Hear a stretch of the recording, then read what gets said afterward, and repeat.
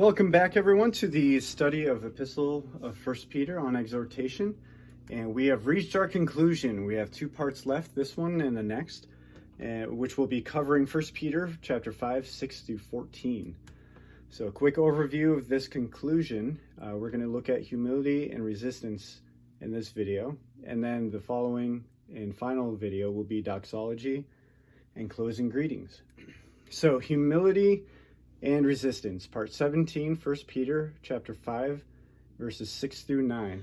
And this is the part of the video where you pause it and read through those verses. And as you do that, I want you to take note of the verses that are most familiar to you. They're very common and very popular in referring to these verses. And I want you to note how many are familiar to, which sentences, which lines, paragraphs, verses, whatever it is, and how many are familiar, and whether or not they've been they are separated from each other, secluded on their own, or are always put together. So take a mental note of that, and then we'll continue our video here. So go ahead and pause and read them. All right, verses 6 and 7. Humble yourselves, therefore, under God's mighty hand, that he may lift you up in due time. Cast all your anxiety on him, because he cares for you. All right. There is great similarity here, the outward sufferings, with James's chapter 4, verses 6, 7, and 10, the inward strife. We're not going to review that in the video here. We could save that for our discussion when we meet together. But if you want to look at it on your own, go ahead and look at these two verses in comparison to what James has in chapter 4, verses 6 through 7 and 10, and compare the outward sufferings with the inward strife that you might find in those verses. All right. So humble yourselves, therefore, under God's mighty hand, that he may lift you up in due time. All right. All those things are in due time. And that's one of those things that as a human being, we don't like that. Like we like our timetable. We like things now, especially in our culture and in this day and age, we want things quicker. So it's like, humble yourselves. Bam, got it. Under God's mighty hand. Yep, check, got that too. That he may lift you up in due time. All right, I got the humble thing, under God's mighty hand. What's going on here? Like, what's going on? There's things not happening as quick as I wish they would, that I'd hoped they would be, and sometimes that could be incredibly discouraging. For example, in my own life, it's really discouraging that and I'm sure a lot of us can relate with this, that you struggle and strive to accomplish something, and you finally got to the end of it, and you accomplished it, and nothing happens with it. And sometimes it's one of those things where maybe it's not something that should happen, or maybe we're just not doing the right thing, and trying to differentiate between the two, trying to figure out which one it is really tough. But it is all in due time. This is God's timing, and that's one of the big things that we need to understand.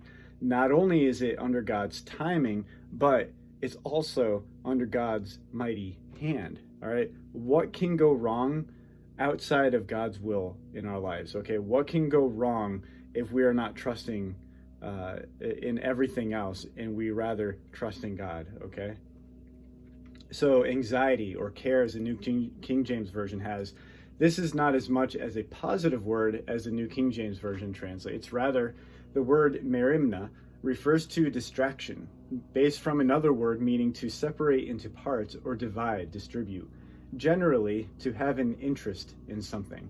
All right, so cast all your anxiety on him, the things that vie for your life, the things that are distracting you away from God, these interests that might be detracting you away from him. All right, so we think of these different anxieties, and we have a presupposed understanding of what anxiety is. It's something, maybe get your heart rate going, you just can't handle something, it's just frustrating.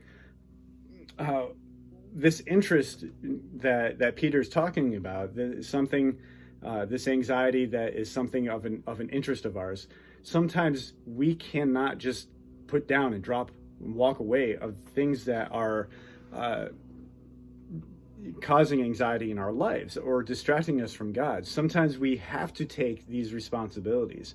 What Peter is saying here in simple terms is that you need to cast all of your anxieties on him. Whatever these cares are, your responsibilities that are constantly something that you have to undertake that is draining you and hurting you. Those are the things that we need to give to God. Sometimes we shouldn't have responsibility for those things, all right? Maybe it's something that we would do so much better if we just rely on God's power. But sometimes it's even more necessary, even though it could be rough to doing this, and I don't always advise this, but sometimes we just need to drop it and walk away, all right? So for example, I got these puzzles from Hanyamanya. They're cast metal puzzles. Now this is a level 1. I actually was able to do this one all on my own. Figured it out after a little bit, and yeah, some of them are very easy. I solved it. I was able to do it. But there are other ones, like this one I think is a level 4 or something. They go up to level 6 as are the hardest. But this one I had to look up a few things on YouTube. I had to go to a certain source to get I admit it, yeah, I cheated a little bit, but I can now do it on my own. I don't have to watch the videos. Now there is this one though. It's called the hourglass, because it looks like an hourglass. That it takes so many different steps. Even though I watch the video over and over again, I just can't do it. I just don't know what to do or keep. It's just tough, yeah.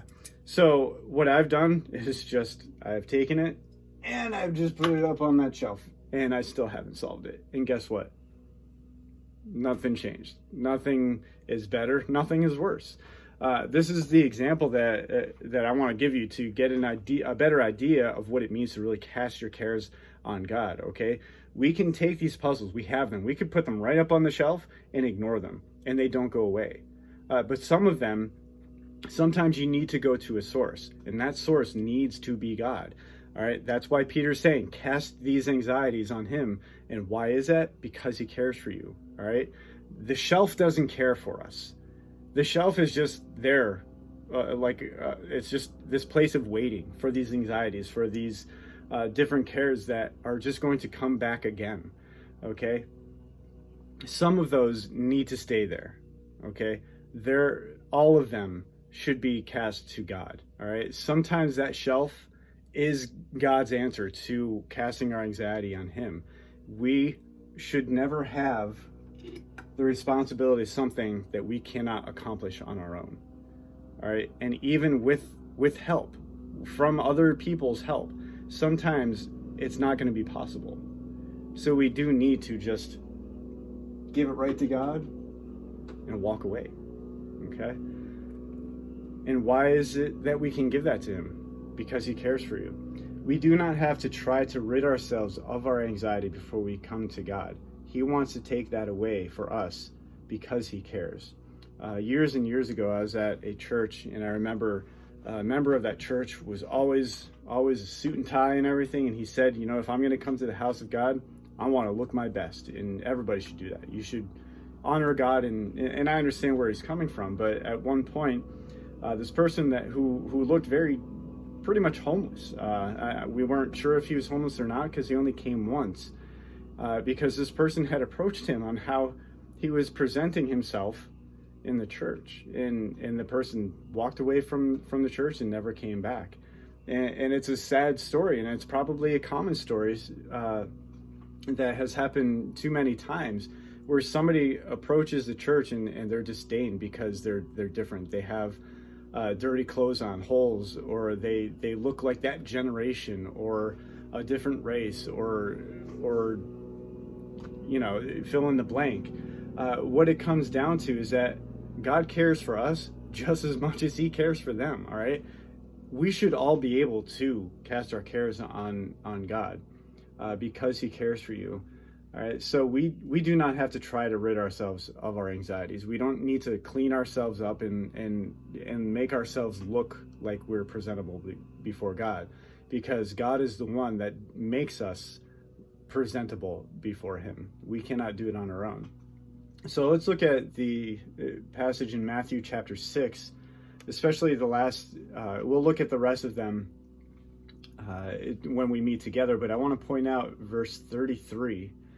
But seek first his kingdom and his righteousness, and all these things will be given to you as well. And I think one of those lines that we focus on so much in those verses is that all these things will be given to us as well. We want that prosperity gospel. We want God to bless us, and amen to that, So what it comes down to, though, but seek first his kingdom and his righteousness. All right, we cannot make ourselves righteous. We cannot be a part of a kingdom unless we are part of this lineage. All right, and there's no way that we are going to just become a part of a family. There's an adoption process, and that process was done at the cross. It was done by God's grace through faith. All right, so this first seeking of his kingdom and his righteousness, that's the very first thing that we should be doing daily, seeking God's kingdom and his righteousness, because the only reason why we are a part of God's family is because we've been adopted into his kingdom, into his royalty. All right, and his righteousness, the only reason we are right with God is because he is making, all right, present tense, take note of that, present tense, he is making us right with him. All right, he didn't make us right. It's like I said in previous lessons, it's not a one and done deal. All right, this is an ongoing thing where we are continuously being made right with God. Okay, so we'll look at the rest of those verses, but for now we'll continue in chapter 5 of 1 Peter, and we're going to verses 8 and 9. Be alert and sober mind, and of sober mind. Your enemy, the devil, prowls around like a roaring lion, looking for someone to devour. Resist him, standing firm in the faith, because you know that the family of believers throughout the world is undergoing the same kind of sufferings. Now, here's where I want to point out the different separations from these verses, okay? Now, cast all your anxiety on him because he cares for you. That is like maybe cross-stitched on someone's pillow somewhere because it's so popular. And it's just used constantly. The same thing with be alert and sober-minded. All right, that was used a lot back in the day for don't do a lot of drinking, don't do a lot of drugs or anything like that, because you're supposed to be of sober mind. And then the line right after that, your enemy the devil prowls around like a roaring lion looking for someone to devour. Scare tactic, the devil wants to eat you. Verse 9, resist him, standing firm in the faith, because you know that the family of believers throughout the world is undergoing the same kind of suffering. And this one vexes me, where it's like, there's other people going through the same thing as you. It's okay. You can get through it. And it's like, that doesn't help. All right. I don't think Peter ever intended to separate verse 7, cast all your anxieties on him because he cares for you, from verse 8, be alert and sober-minded, your enemy, the devil, prowls around like a roaring lion. I never thought that he would separate those, okay? And here's the reason why. If we have these anxieties, there is no way that we will be able to be alert and of sober mind, okay? That is why he says first to humble ourselves, all right? Make sure that it's under God's mighty hand so that he may lift us up in due time. And cast all your anxieties on him because he cares for you, okay? So we cast them. Now what are we able to do? What are we capable of accomplishing? Being alert and of sober mind. We cannot be alert if we are constantly focused on something else that is not of God, okay? We cannot be of sober mind and be aware of what's going on if we are completely distracted by other things, those anxieties, okay?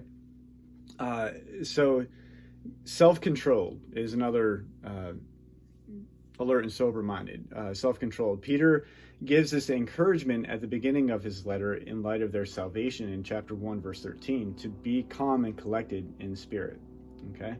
So alert, be careful or watch. Why? Because Satan is out to get them, Okay, he prowls to walk or make progress. All right, the devil is not just going to sit back and say, hey, these Christians are doing pretty good, I wish they weren't. He's going to say and do anything. He's going to make an advancement. All right, walk or make progress. He's trying to advance against us, and he's going to do that very secretively. He, like I've said, and I think I'll say it again in the next slide, he doesn't need for you to believe in him to get you away from God. He just needs you to not believe in God. A quick note, both Jesus and Satan are depicted as lions in Scripture. Jesus as the lion of the tribe of Judah, and Satan here is referred to a roaring lion.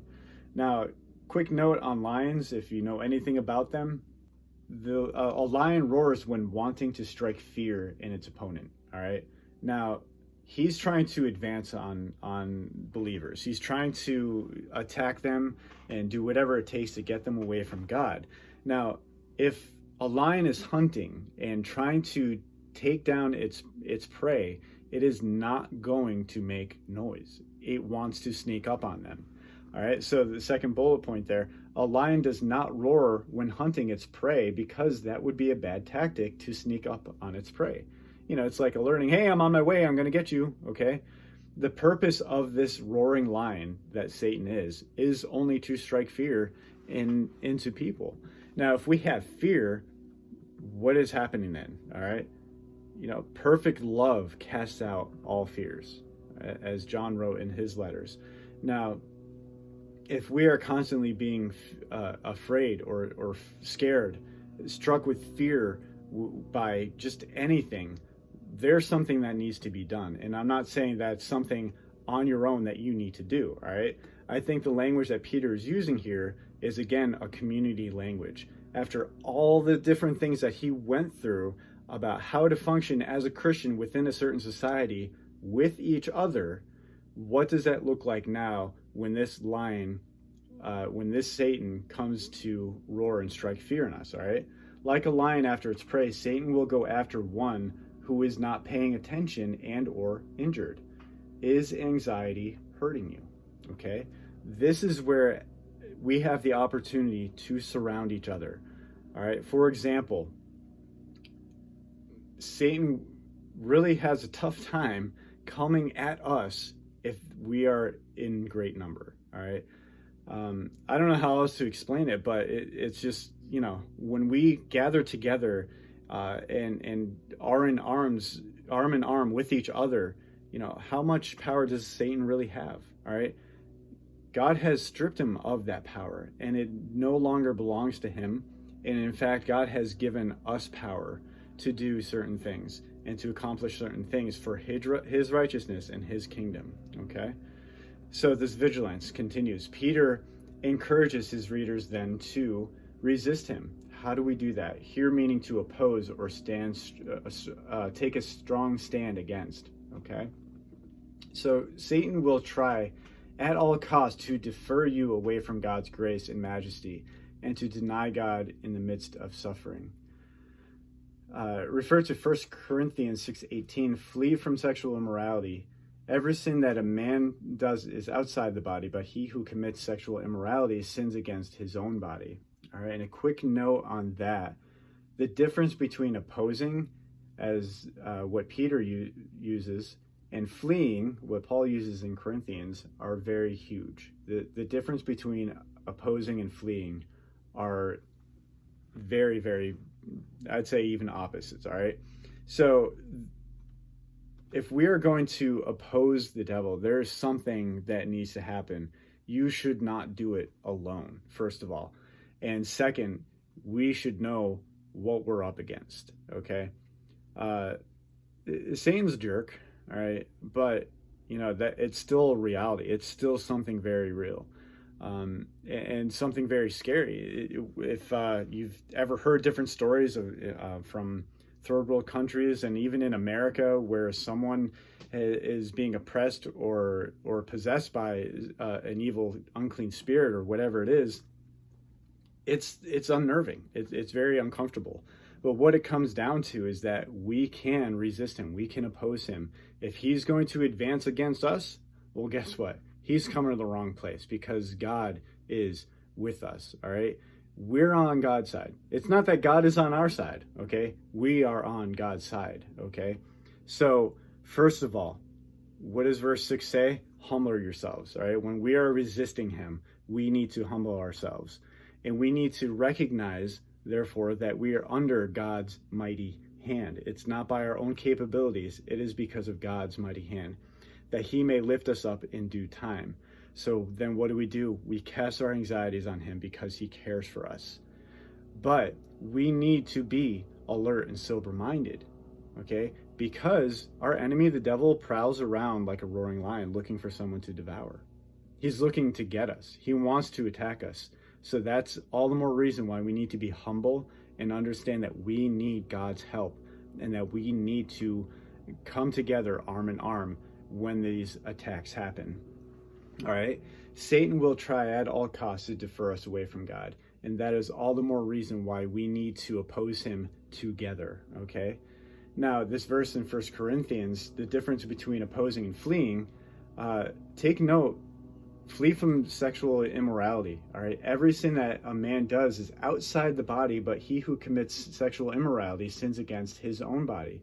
All right, so a murderer is to a knife, all right? He might maybe use a knife as a murder weapon, all right? A murderer is to a knife as a sexual immoral person is to, what do they use? You know, you can fill in the blank there. It's very, very easy to know what it is. So that is all the more reason why we need to flee from it. There are some things that we should not oppose or resist. We should just get out of there. All right, we should never allow ourselves to be put into a situation where that's something we should not be taking responsibility for. Another reason why we should cast these things that we cannot do on God, all right? Because God's the one that's able to do it. Sometimes YouTube will not be able to help us. Most of the time, we will not be able to help each other. All the more reason why we need to cast our cares on God. All right. So standing firm in the faith. The believers are still moving forward when standing firm in the faith. Take note, Satan does not need us to put faith in him in order to lose faith in Christ. He is irrelevant as long as our eyes are fixed on anything but God, and that is his goal. And I already mentioned that earlier. They can do this because you know that your brothers throughout the world are undergoing the same kind of sufferings. All right? They are not alone, and they have an example of God's vindication. All right. Now, one last note on this attack of Satan's. All right. The devil's prowling and roaring and seeking to devour should be understood as Satan's assault on the physical life of a Christian, not just any set of temptations. All right. Temptations are not something that is equal to sin. Temptations are to do the sin. All right. So don't be confused. Don't be tricked into thinking that, oh, you have a temptation, so you're a bad person. You're a sinful person. No, you're a tempted person, and we all are. And that's a reality that I think if we all come to terms and just be like, oh, you have the same temptation as me? Oh, that's awesome. It's really not awesome, but what it comes down to is we have this thing in common. We are all human when we have these temptations. And when we come together and we fight these things together, we resist and we attack against the enemy, things are so much better together than on our own. The Bible, everywhere in the Bible, there is nothing about a lone wolf. As a Christian, whether you want to depict yourself as a lion, a tiger, or a wolf, I like to use wolves. Wolves go in packs, and they do things organized. They do things very well set, and they take care of each other. And so should these Christians. We have a responsibility to each other to protect each other and show up when we need to for each other. Another reason why we need to be alert and sober-minded, we need to be aware of what our brothers and sisters are in need of. How can we know what to pray for? How do we even know to pray for another person if we have no idea what's going on in their life and that we're not involved with them? So On the flip side, though, we need to be open with each other. We need to have a level of trust to a certain person or certain people that that you can trust them not to blab their mouth, that you can go to them and say, I'm going through this and I'm struggling. I need prayer. I need to be with you. I need to talk with you. And as Christians, that is a very pivotal thing when it comes to Satan's assault against us. We could turn it around and make it an assault against him, and all for the glory of God. All right, and this brings us to our questions for reflection. In light of the message throughout the letter, especially the thesis in chapter 2, 11 and 12, how important is the role of humility in the Christian life? What are the anxieties that Peter refers to? When casting our anxiety on him, what is the guarantee? What is the devil's MO? What is the danger in this? What is the weakness? In light of that, what does resist the devil look like? How is this put into practice? All right, and thank you for watching. And we'll have one video left, and we'll see you there, and we'll see you in our discussion time. Have a good night. God bless.